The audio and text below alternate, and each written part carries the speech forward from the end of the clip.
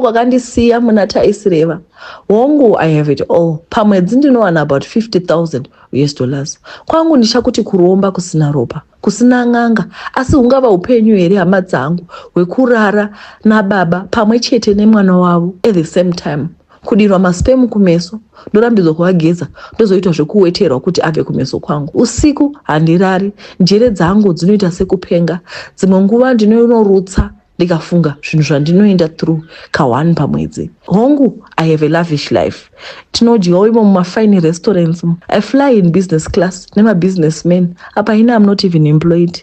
Ndinoenda kumavacation anytime yandengwa kunzwa kubhekana ko mari yacho muri kunzwisisa here yakawandisa. Ndakatenga apartment yakanaka in an affluent suburb muHarare. Ndodrive a Mercedes Maybach 2022.